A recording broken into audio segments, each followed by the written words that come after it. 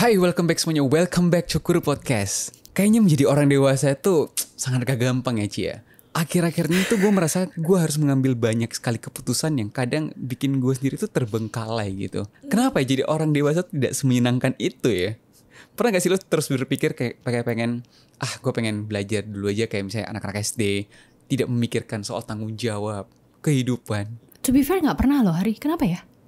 Gue pernah berpikir kayak enak juga ya jadi anak SMP ya. Paling keresahannya cuman besok ulangan fisika, besok ulangan matematika, gitu doang keresahannya. Nah, oke, gini, pada saat aku sekolah pun aku tuh gak merasa tersiksa sih sebetulnya. Jadi, maksudku no as in Beda kali ya. Gak usah ya, tunggu ya, tak sabar. Gak usah mulai ke situ, aku tau mau kemana. Tapi maksudku gini, maksudku kan banyak orang gak suka sekolah ya. Gini, aku kan banyak orang gak suka sekolah. Aku tuh juga bukannya yang suka sekolah atau nggak suka sekolah. Buat aku sekolah tuh ya udah proses yang perlu dijalani aja dalam kehidupan gitu. Nah, jadi aku nggak tersiksa, tapi juga nggak gitu yang mahasiswa berprestasi. Maksudku gini, apa sih aku lupa sih mau apa? Oh iya, oke, sorry. Tuh kan lupa bentar. Oh, maksudku tuh karena banyak orang bilang kalau ya pengen balik ke sekolah soalnya dulu enak gitu kan kayak hidupnya, apalagi kalau misalnya dia berprestasi gitu. Tapi aku nggak merasa, meskipun aku dulu punya prestasi, tapi aku nggak pengen balik loh karena aku merasa hidup yang sekarang jauh lebih, memang berat banget ya.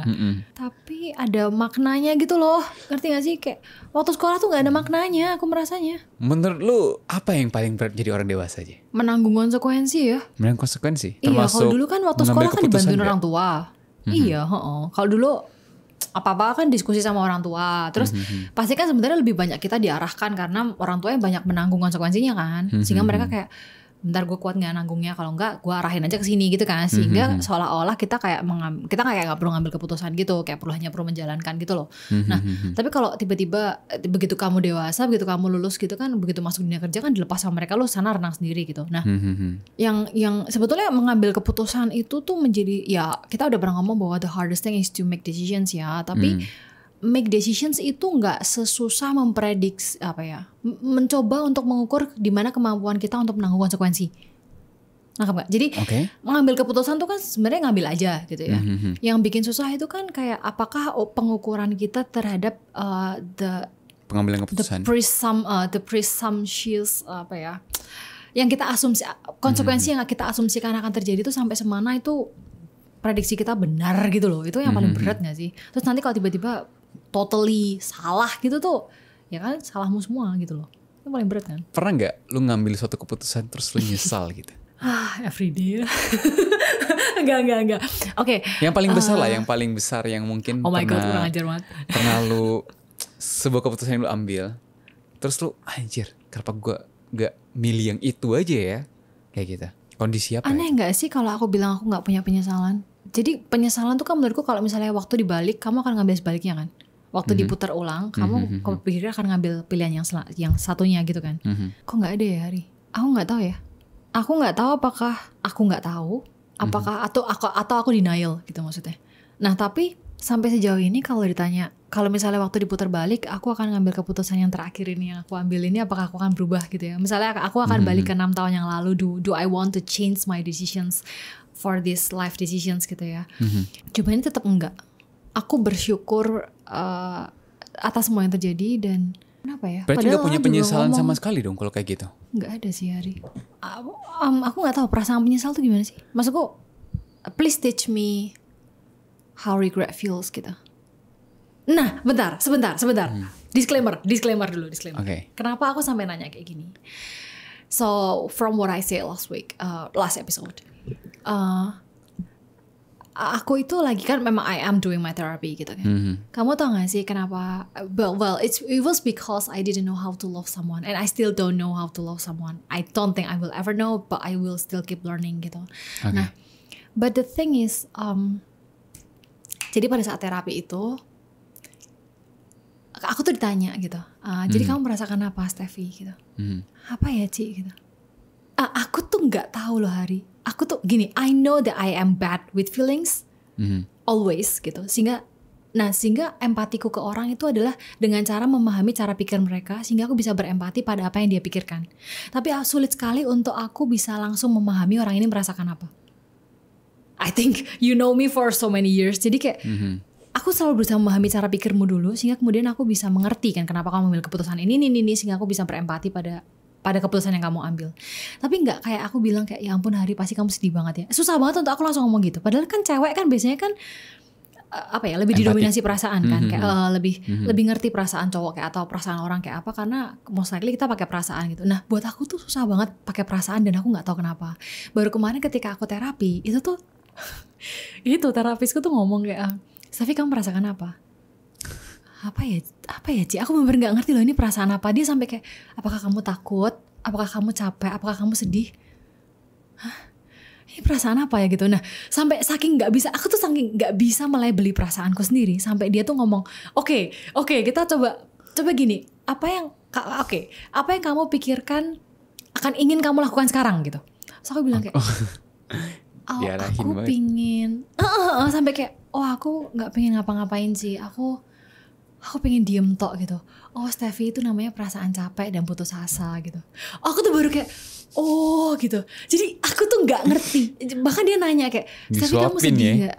Iya, ditanya kan. Steffi kamu sedih nggak? Sedih tuh gimana Ci gitu. Dia tuh sampai bingung gitu.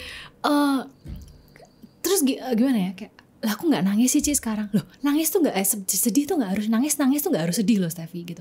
Jadi belajar tentang perasaan ya. Iya Hari, aku tuh belajar dari 0 minus bahkan di umurnya sekarang kayak Steffi kamu sedih nggak gitu. Sedih tuh kayak apa Ci? Perasaan sedih tuh kayak apa gitu.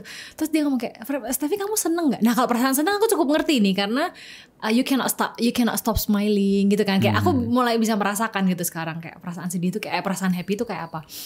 Tapi kayak perasaan-perasaan yang gini Hari. Jadi ternyata aku itu terlalu sering compartmentalize. Jadi gimana ya?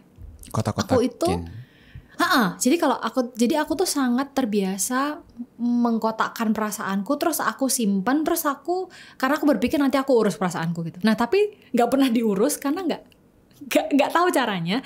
Jadi ujung-ujungnya nggak pernah tahu perasaan itu apa. Jadi kalau perasaan negatif itu aku simpen, terus nggak aku labelin, terus udah aku taruh aja gitu di badanku. Nah tapi kalau perasaan happy aku terima. Jadi misalnya kayak aku excited, aku lega, aku seneng apa, aku bisa terima ini, tuh aku bisa terima perasaan positif. Tapi perasaan negatif tuh nggak pernah mau terima gitu. Jadi aku tuh nggak pernah bisa mengerti perasaan orang ketika sedih tuh kayak apa, karena aku tuh nggak ngerti ketika aku sedih. Separah itu. Aku tuh jadi sampai kemarin waktu terapi tuh aku benar-benar nggak ngerti aku tuh nggak ngerti perasaanku tuh apa. Makanya ketika aku suka sama orang, aku tuh nggak ngerti perasaan suka sama orang tuh kayak apa. Itu tuh kenapa? Apakah karena denial yang berlebihan atau gimana? Karena nggak merasa layak untuk merasakan sesuatu. Because I don't think I deserve to feel anything much gitu loh. Kayak yaudah kalau happy itu yaudah aku cuma terima yaudah ini happy tapi ya bentar lagi akan hilang gitu. Jadi aku tuh misalnya aku tuh sangat caraku nih ya, misalnya ada temanku yang sedih cerita, aku tuh bakal kayak aku dengerin ceritanya, tapi aku tuh nggak bisa ngerti dia tuh sedih gitu loh. Jadi aku akan langsung nyari solusi terhadap masalahnya dia tuh apa, karena aku merasa kamu jangan sedih gitu. Kamu jangan sedih karena kalau masalahmu tuh ada solusinya, kamu nggak sedih lagi. So what I can do for you is I can try to help you solve the problem. Tapi aku tuh nggak bisa ngurusin perasaannya. Makanya kalau temanku ke aku tuh mesti nyari solusi, tapi nggak minta diurusin perasaannya karena tahu aku nggak mampu. Aku tuh separah itu ternyata, separah itu apalagi untuk cewek ya. Makanya ya anyway, balik lagi ke pertanyaanku yang tadi, perasaan penyesal tuh kayak apa?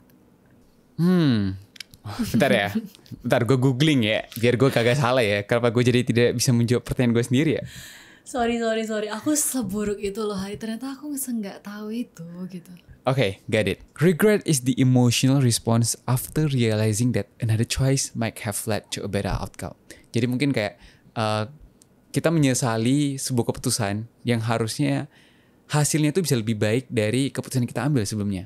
Pernah nggak lu merasakan seperti itu? Mungkin pernah tapi nggak menyakiti. Cuman gitu. Maksudnya sebentar.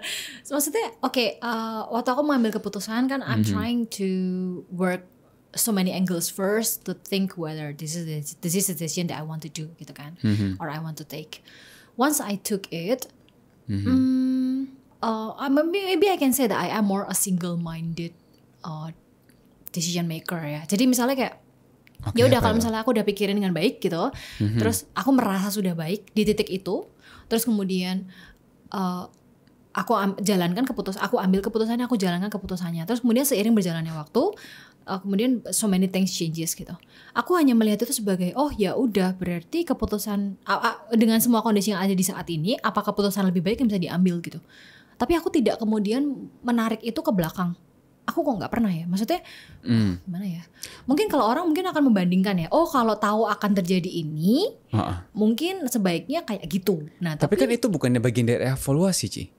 Jadi kayak evaluasi supaya kita bisa memilih dengan lebih baik. Nah ya itu, makanya aku gak punya regret. Oh. Maksudku karena evaluasinya kan gak datang pada saat itu. Pada saat ini kan datangnya. Sehingga karena datang pada saat ini, ngapain menyesali yang itu gitu. Ya udah yang ada saat ini aja. Kalau aku udah tahu yang gini. Oke. Oh mungkin gini. baru sambil mikir sambil ngomong sambil mikir. Jadi mungkin orang itu udah ngambil keputusan yang A. Oke. Terus sampai di berjalannya A plus 3 bulan gitu ya. Nah terus sorry cara ngomongnya data banget. A plus 3 bulan. Nah terus kemudian dia tuh nyadar bahwa A ini tuh nggak cuma A, ternyata A B C D E gitu kan. Nah, ataupun setelah lu mengambil A, lu merasa sedih gitu. Harusnya gue tidak menjalani A gitu. Gue menjalani B, C, dan D. Lah itu taunya kapan? Kalau misalnya udah tahu pada saat ngambil A itu dia sebenarnya pingin B, C, D, itu salah berarti keputusan yang diambil kan. Tapi kalau pada saat ngambil A itu memang pengen A, setelah dijalankan kemudian tahu yang kayak aku bilang A plus 3 bulan jadinya A, B, C, D, E. Ya udah berarti di titik kamu tahu ada A, B, C, D, E, kamu yang mana gitu kan. Maksudku tidak, ngapain menyesal? Oh berarti itu bukan sesuatu yang harus disesali gitu ya, ketika kita memilih sebuah keputusan, terus kita tidak mengambil keputusan yang lain. Tapi maksudku gini, kalau misalnya kamu udah tahu ada A, B, C, D, E, tapi kamu tetap keras kepala karena kamu sudah terlanjur malu mengambil A, lah itu menurut kamu akan bound to regret. Menyesal. Nggak sih? Kayak. Oke. Jadi misalnya kayak kamu tuh, gimana ya? Kamu tuh udah tahu, kamu menjalankan A plus 3 bulan ada A, B, C, D, E nih. Nah kamu, pasti kan otak kita mengevaluasi nih secara tidak langsung. Nah kamu evaluasi terus kamu sadar bahwa ada A, B, C, D, E nih. Tapi aku udah terlanjur milih A. Ya udah deh, aku udah ada. Kamu tuh kayak fix mindset gitu loh. Kayak ya udah aku udah terlanjur milih A. Percuma selamanya akan A, hanya A yang untuk aku gitu. Nah itu kayaknya aku tidak melakukan itu ke diriku sendiri kayaknya. Gitu. Jadi jadi aku berubah seiring gimana ya, aku baru sadar lagi aku melakukan itu. Ya gimana ya? Jadi maksudnya aku tuh tidak, kalau memang sekarang ada A, B, C, D, E, ya udah A, B, C, D, E ini aku mau yang mana? Misalnya aku mau yang T. Oke, gue persimpel pertanyaannya. Pernah sedih nggak karena keputusan yang lo ambil? Oh, lah itu di momen aku sadar bahwa oh ternyata ada A, B, C, D, E gitu kan. Oh, berarti kemarin salah gitu. Oh berarti salah nih kalau aku terus lanjutkan A. Sedih dong. Pasti kan sedih gitu. Sedih gak ya? Sebentar. Perasaan sedih kayak apa sih? Aku tuh bakalan, menurutku apa yang aku lakukan itu bakalan kayak oh sekarang A, B, C, D, E nih. Berarti apa nih yang harus dilakuin gitu loh. Kayak aku tuh bakal fokus ke action plan-nya kayaknya. Dibanding mengizinkan diriku untuk meratapi kesedihan itu. Gimana sih? Oke, tapi kan biasanya nih kalau dari gue sendiri, gue misalnya gue tidak mengambil pilihan yang lain karena udah memilih sebuah keputusan. Biasa itu kan mungkin kalau dari gue itu mungkin akan ada sedikit perasaan kayak menyesal gitu. Kenapa gue tidak mengambil keputusan yang itu? Terus gue mencoba untuk berdamai atas keputusan yang tidak gue ambil karena kan gue tidak bisa mengulangi waktu kan. Nah, lu pernah berada di posisi yang sama nggak? Jadi kayak ajar lah gue sedih lah kenapa gue harus jadi kayak gini karena pilihan yang gue ambil gitu. Terus gimana caranya lu berdamai dengan diri lu sendiri? Oh ya udah ini memang pilihan yang harus gue ambil. Ini memang pilihan yang gue mau ambil dan ternyata it leads to something that hurts me. Gimana cara berdamainya gitu? Oh my god, ternyata gitu cara pikir yang bener ya. Mana gue tahu, itu kan yang gue pikirin. Enggak, oke. Oh ternyata itu cara pikir yang lain ya. Aku berusaha mencerna apa yang kamu pikirin loh Hari, karena di otakku ya. Aku dulu milih itu. itu menyakiti aku sekarang gitu. Iya. Aku tuh nggak merasa kayak gimana ya. Oke, aku ngerti istilah di mana aku harus memaafkan diriku yang itu, yang mengambil keputusan itu, gitu kan. Iya. Tapi aku nggak pernah merasa ada yang salah loh, gimana ya? Aduh, salah banget ya cara pikir. Jadi gini, maksudnya ini benar-benar real ya. Oke. Real pain in the heart. Asem.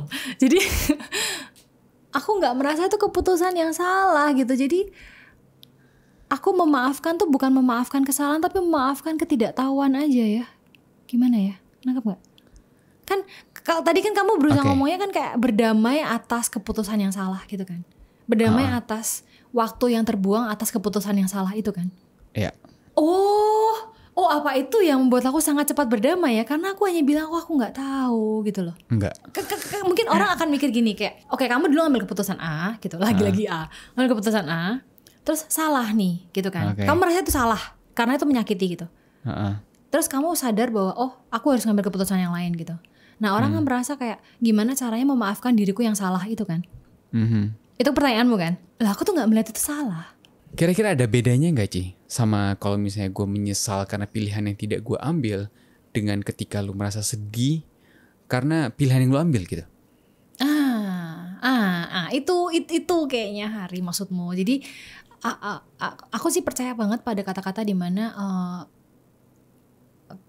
ketakutan itu fear leads to regret. Itu aku percaya. Jadi kalau karena kamu menginginkan sesuatu, kamu pengen banget ngambil keputusan ini, tapi kamu ketakutan, terus pada akhirnya you miss the opportunity gitu. Nah itu most likely it will lead you to regret. Tapi kalau misalnya kamu melewatkan opportunity itu karena memang kamu nggak mau gitu, ya nggak apa-apa. Maksudku kalau kedepannya tiba-tiba mau, ya nggak apa-apa. Kedepannya aja yang mau gitu. Ya udah nanti aja maunya. Sekarang nggak mau nggak apa-apa. Tapi kalau kamu bilang kayak, maksudnya kalau ya emang kamu tuh sebenarnya pengen ini, tapi kamu lewatkan gitu karena kamu ketakutan. Ya itu menurutku itu regret. Itu menurutku regret. Berarti pernah juga kan merasa seperti itu kan? Enggak. Aku enggak. Gimana ya? Kalau aku benar-benar pengen, aku kejar soalnya. How do you deal with that negative emotions gitu? Kalau kayak gitu. Nah, bagus sekali pertanyaannya. Sebenarnya how do I deal ya? How do I learn? Karena nggak pernah deal sebelumnya sampai kemarin terapi. Jadi waktu aku belajar itu kayak gimana perasaanmu Steffi gitu kan, aku kayak hah?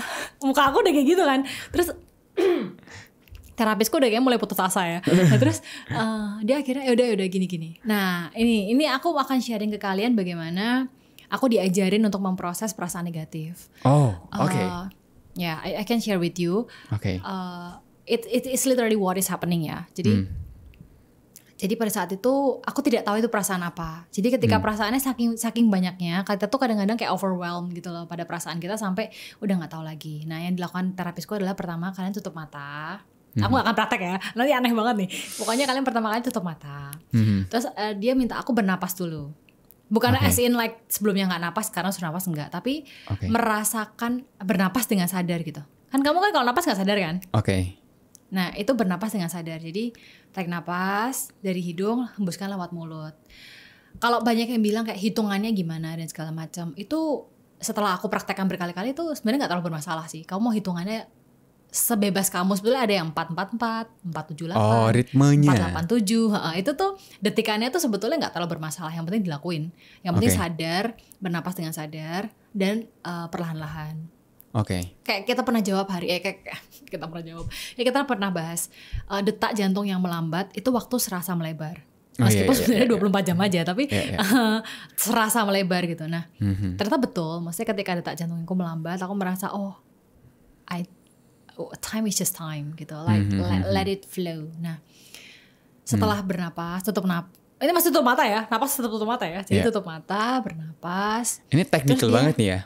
Technical. Lah, soalnya kita nggak pernah ngajarin kan cara menerima perasaan kan. Lah, aku juga baru belajar soalnya, bukannya nggak tahu.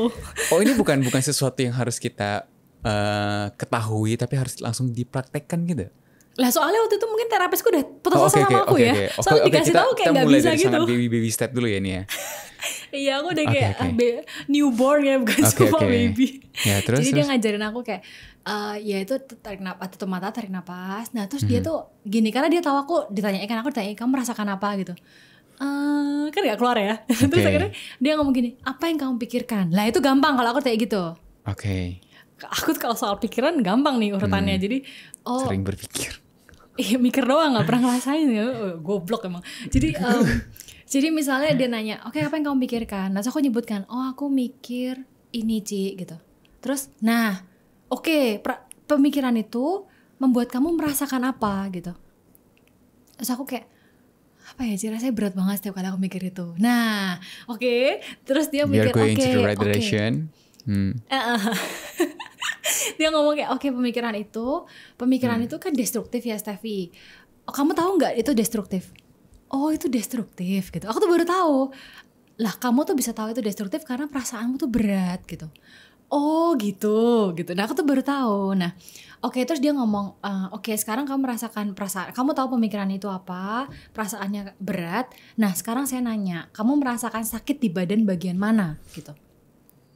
Nah itu aku baru belajar hari. Jadi ternyata perasaan itu tuh termanifestasi di badan secara real gitu. Beneran ketika aku tutup mata, aku bernapas tenang, terus aku punya pemikiran itu, terus aku merasakan berat, itu tuh aku selalu sakit di ulu hati. Jadi kayak selalu sakit gitu loh. Nah terus turun ke perut.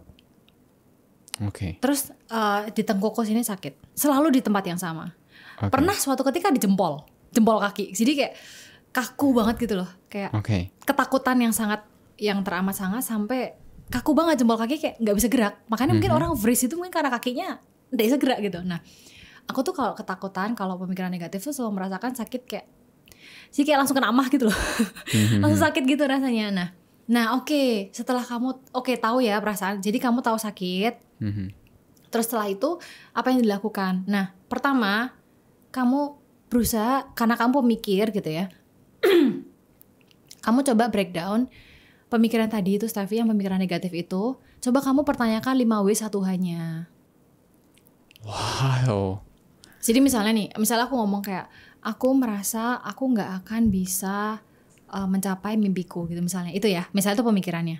Nah dia tuh minta aku berpikir kenapa aku berpikir itu. Intinya sih gitu, kayak lah mimpiku tuh apa. Misalnya aku pingin bisa jalan-jalan ke Amerika, misalnya gitu, itu mimpiku gitu.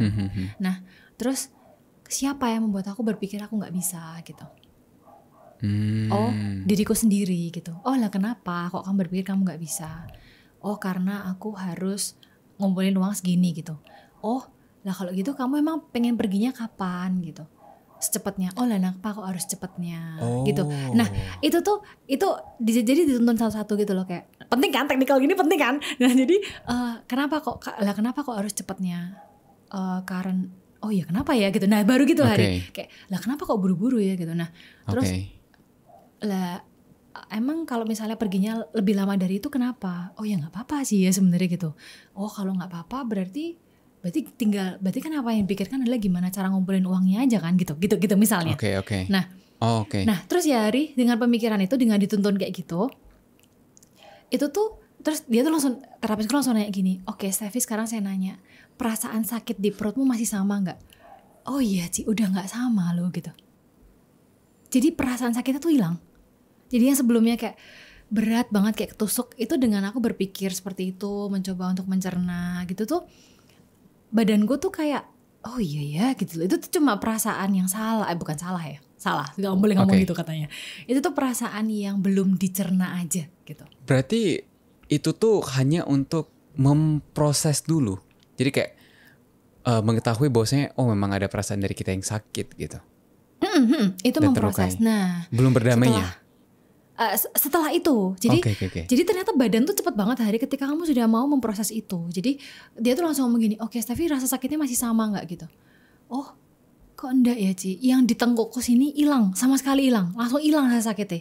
Tapi yang di perutku masih ada sisa sedikit gitu loh rasanya. Nah terus dia bilang, Steffi sekarang kamu bilang sama dirimu sendiri, tarik nafas, terus bilang bahwa Iya, kalau aku setiap kali aku memikirkan bahwa aku nggak bisa mencapai yang aku mau, aku sedih gitu. Aku tertekan gitu.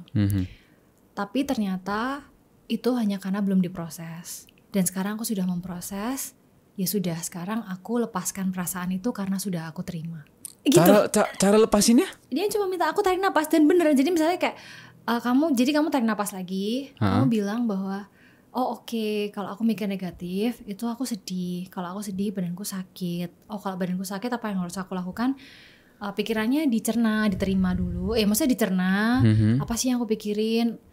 Apakah itu benar atau salah? Maksudnya kayak ya coba di breakdown gitu, dicerna. Ternyata setelah dicerna perasaan sakitnya hilang. Oh berarti gitu ya. Untuk aku bisa merasakan lebih baik terhadap sebuah perasaan atau sebuah pemikiran itu adalah dengan menerima kalau aku mikir ini badanku sakit. Oke. Ternyata pemikiran dia menyakiti aku. Ya udah gitu. Itu tuh cuma perlu diterima gitu loh. Kayak kamu ya tarik napas dan hembuskan napas lagi sampai aku menerima perasaan negatif itu gitu. Jadi perasaan menerima itu sesederhana in a blink of an eye ketika kita udah bisa memproses itu dan kita tenang dan berpikir secara lebih rasional. Itu rasional ya?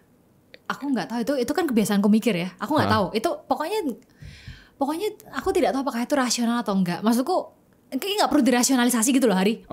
Ya udah cerna aja gitu. Maksudnya takutnya kalau ini rasional nggak? Nah, agak susah tuh. Misalnya kayak dibilang harus berangkat Amerika aja kan kadang udah gak rasional ya. Maksudku gak usah dirasionalisasi atau enggak, tapi dicerna aja. Jadi kayak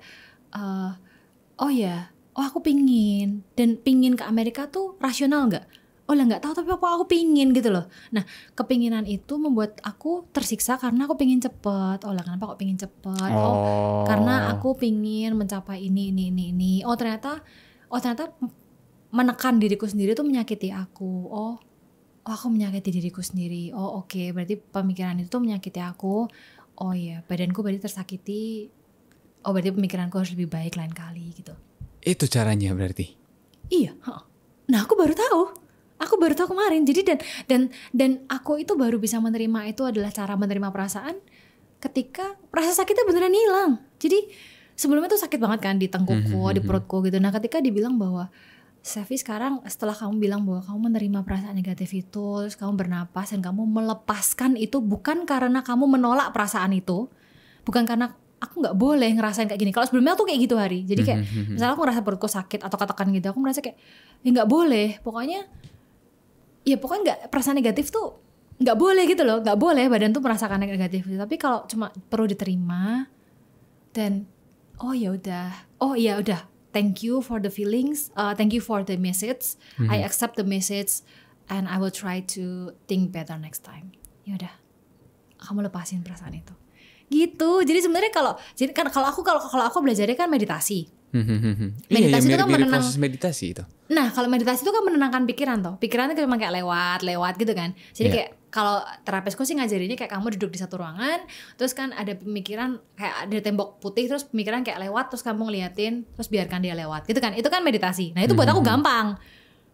Meditasi itu buat aku gampang banget. Jadi, ya ada pemikiran ini. Seru ya pemikiranku. Jadi kayak nonton mimpi gitu kalau meditasi. Tapi begitu giliran mencerna perasaan, Hari, mampus banget sih gue kemarin. Berarti kunci untuk berdamai dengan misalnya kita menyesali sebuah pilihan, itu tuh kita harus mencerna perasaan itu dulu, mempretel itu membreakdown ke hal-hal kecil dan untuk kita terima gitu, maksudnya mengizinkan diri kita itu untuk merasakan itu, bahwasanya kita boleh merasakan kesedihan itu, kita boleh merasakan kekecewaan itu.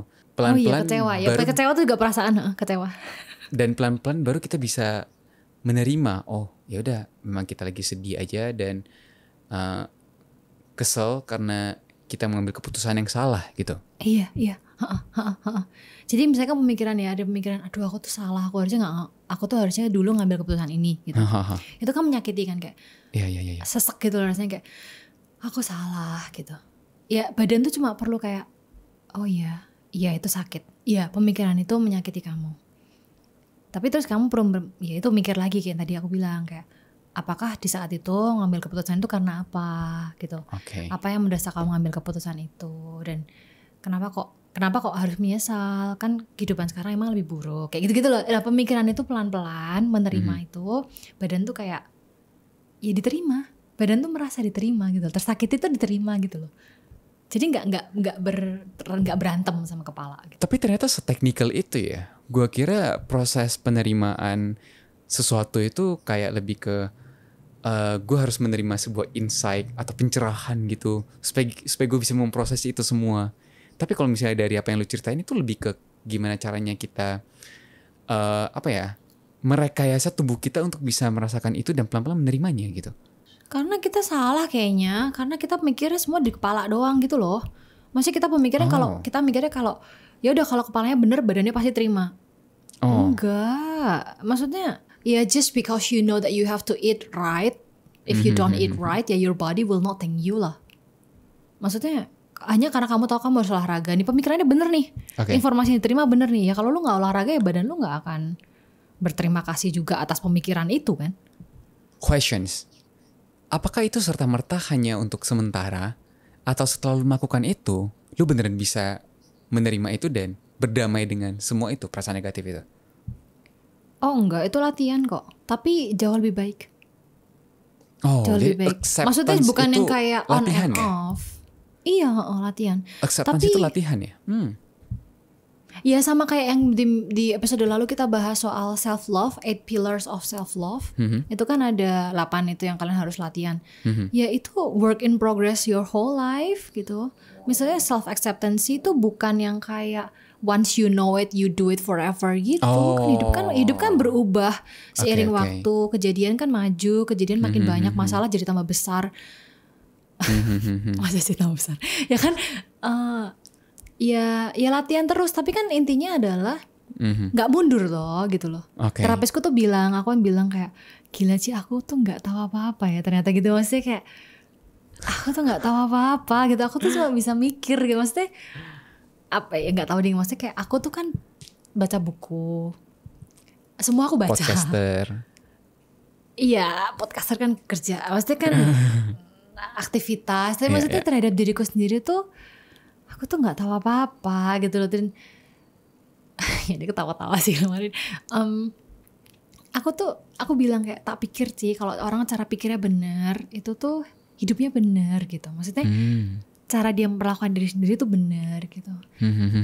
Jawaban dia bagus banget sih. Kita kan di episode lalu juga bahas ya kayak angkatan baby boomer itu kan kebanyakan hidupnya adalah habis perang.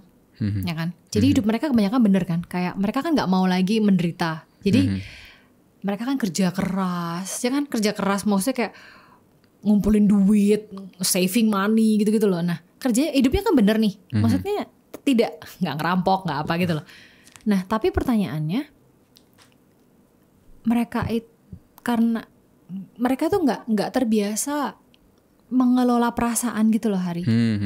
Nah makanya makin kesini menyimpan perasaan bahkan mereka mengabaikan bahkan. Nah makanya makin kesini anak-anak yang sekarang tumbuh ini kan orang tuanya udah mungkin generasi milenial yang angkatan tua ya, yang angkatan 80-an awal gitu.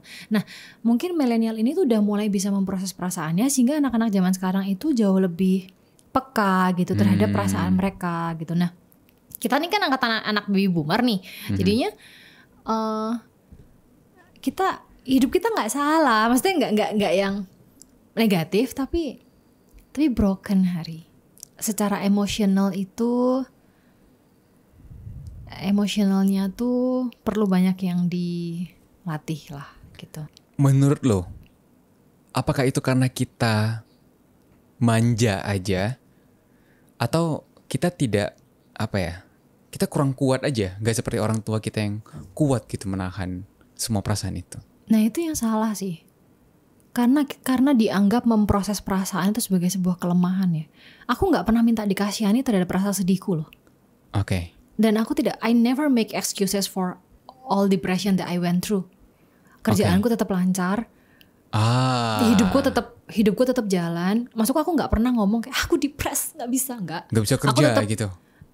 Enggak. Ya aku nggak ada yang tahu. Maksudnya ya tetap kerjaan tetap jalan, deadline tetap jalan, hidup tetap beres, sama orang tua tetap sayang, ya jalan aja. Tapi aku tahu bahwa ada yang perlu disembuhkan dari aku gitu loh. Oh, yang salah itu adalah ketika kita menggunakan itu sebagai excuse untuk tidak berbalas-balasan. Atau malah menyakiti orang ya menurutku. Kayak nyalain gitu, kayak gara-gara kamu aku kayak gini gitu. Nah aku nggak ke situ. Tapi aku tahu bahwa aku harus terapi. Jadi daripada kita menyalahkan orang lain dan menyalahkan situasi, mending kita mencari cara untuk bisa accept flaws kita, accept regret kita, dan accept perasaan negatif itu dengan teknik tadi. Iya soalnya ya, kalian mesti tahu loh, kalau kalian tuh nggak sembuh, itu tuh nggak hilang loh. Itu akan terus ke generasi selanjutnya loh. Dan aku nggak menginginkan itu gitu loh. Aku menghargai semua yang diberikan, kekuatan, tuntutan, rasionalisasi, dan kehidupan tuh keras, kehidupan tuh berat, jadi kamu harus kuat, harus tough. Itu aku menghargai gitu. Tapi bukan berarti mengelola perasaan itu membuat kalian itu jadi lemah. Menurutku mengelola perasaan itu membuat kalian jadi soft. Soft itu nggak weak loh. Oh, soft itu nggak weak ya? Oke. The hardest thing in life is to stay soft, even though life is hard. Anjay. Enggak ya? Menurut gue itu hal terakhir yang aku inginkan menjadi tua adalah menjadi bitter, menjadi rough, menjadi hard gitu. Karena because life is hard. Lu tidak mau menjadi seperti itu? Enggak, aku nggak mau. Aku nggak mau jadi orang tua yang bitter, jadi orang dewasa yang ngomong kayak yang gampang nyalahin orang karena dia merasa dia tua atau dia merasa dia berpengalaman. Aku nggak mau jadi orang tua yang gimana, yang kayak gampang marah karena seolah-olah hidup itu menyakiti dia gitu. Nah, aku tidak menginginkan itu, sehingga aku terapi karena how can we be strong but soft gitu loh. Ya nggak sih? Kayak, itu hal tersulit nggak sih? You can be smart, strong but soft. Agak sulit sih bahkan untuk dimengerti aja susah kan. Tapi itu nggak sih yang akan membuat kamu menjadi orang yang for me, aku nggak tahu soal orang lain. For me, that brings the best feeling for me to survive. Ketika aku tahu bahwa aku tetap secara intelektual aku belajar, secara emosional aku belajar, dan secara perasaan aku tidak mengabaikan diriku sendiri gitu. Oke, jadi penting untuk kita bisa berdamai dengan perasaan kita sendiri ya dengan cara seperti tadi. Mungkin itu sebuah teknik yang gue kira sebuah insight yang hanya perlu kita tahu, and then poof, kita bisa mengerti dan mulai menerima.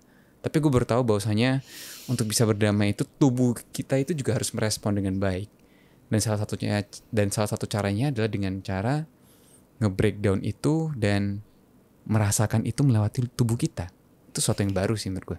Dan kalian harus tahu ya, it's not gonna be easy. Tapi jangan pernah berpikir itu tuh sesuatu yang lemah gitu. Memproses perasaan tuh nggak lemah, dan yang aku rasakan ketika aku mengizinkan diriku itu merasakan perasaan negatif itu, justru aku jadi lebih baik loh sama orang lain gitu. Kayak aku merasa jauh ya, aku tidak merasa terlalu kesulitan lagi untuk empati sama orang. Nomor satu. Nomor dua, aku jadi pingin lebih, I want to do more kindness gitu loh. Gimana ngomongnya kayak karena aku mengerti rasa sakit itu bisa sampai segitunya, dan orang tuh bisa segitu denialnya, sehingga jadi lebih compassion aja ke orang gitu. I don't know how to explain. You have to feel it gitu. Dan pada saat itu mungkin aku nggak tahu, mungkin terapisku udah nyerah sama ngejelasin ke aku, sehingga akhirnya dikasih ya udah praktek aja lah gitu. Mungkin dia stres ya, tapi and it works, and I'm sharing this because it's working. So karena aku udah membuktikan sendiri berkali-kali gitu, so it's not hoax, it's not scam. Just try lah, just train ya, maksudnya kayak harus dilatih gitu untuk bisa benar-benar berdamai, karena itu bukan one time proses, tapi itu proses yang berkelanjutan gitu. Dan ada satu hal yang orang tuh salah menurutku, dan aku akan mencoba untuk ngomong ini ya. Apa tuh? Kalau memang kalian bilang bahwa memproses perasaan itu lemah, lalu kenapa kalian begitu ketakutan memproses perasaan? Because it's really hard. It's it's not weak. It takes a lot of courage for you to let yourself to feel something, to process it, and then to let it go. To accept that you make mistakes, to accept that it hurts you. Yeah. People misunderstand that gitu. Karena orang mikir kayak ngerasain mah lemah gitu. Ya kalau emang selemah itu, coba proses perasaan lu kuat nggak gitu? Kuat nggak lu memproses perasaan gitu? Itu berat banget loh. Dan itulah kenapa aku juga gak mampu dulu gitu, karena lemah dulu. Menurut gue orang yang kuat itu justru orang yang merasakan segalanya, tapi menerima segalanya dan kemudian merelakan itu sebagai sebuah perasaan gitu. So don't misunderstand that ya. Jangan kalau misalnya orang ngomong kayak lu mah gak baper gitu. Ya kalau baper tuh kayak konteksnya beda ya. Tapi kalau misalnya gak usah semua dirasain gitu. Ada betulnya kalau memang kalian mendramatisasi perasaan itu. Tapi kalau kalian hanya menerima, mengerti, kemudian untuk membuat kalian menjadi orang yang lebih baik, mana bagian lemahnya? Nggak ngerti. Itu berat banget loh, berat banget. Oke. It's a sign that you are strong. Oke. Ya mungkin salah satu kesulitan menjadi orang dewasa adalah kita dituntut untuk harus bisa memilih dan harus selalu benar gitu. Tapi yang mungkin jarang diketahui orang, ya bisa aja dalam sebuah pilihan itu kita mengambil pilihan yang salah. Atau pilihan yang kita ambil itu membuat kita merasakan kecewa, sedih, merasakan perasaan-perasaan negatif itu. Dan seringkali itu membuat kita itu kesulitan buat memproses perasaan itu. Dan membuat kita tidak bisa berfungsi dengan normal gitu. Dan ya, mungkin salah satu caranya itu supaya kita bisa berfungsi dengan normal kembali adalah dengan cara menerima itu dan memproses perasaan itu dan kemudian melepaskannya. Seperti yang dibilang Vivi tadi sih. Dan itu adalah salah satu cara yang bisa dilakukan untuk ngeproses perasaan itu dan berdamai dengan itu semua. Dan itu juga bukan proses yang gampang dan perlu latihan yang berulang-ulang kali ya. Takes everything. So mungkin itu aja buat episode hari ini. Dan mungkin buat teman-teman yang merasakan hal yang sama, merasakan kecewaan yang sama, cara ini mungkin bisa dipakai deh untuk memproses perasaan diri sendiri. Dan semoga it works. Dan that's all for today, and until next time, bye-bye. Bye.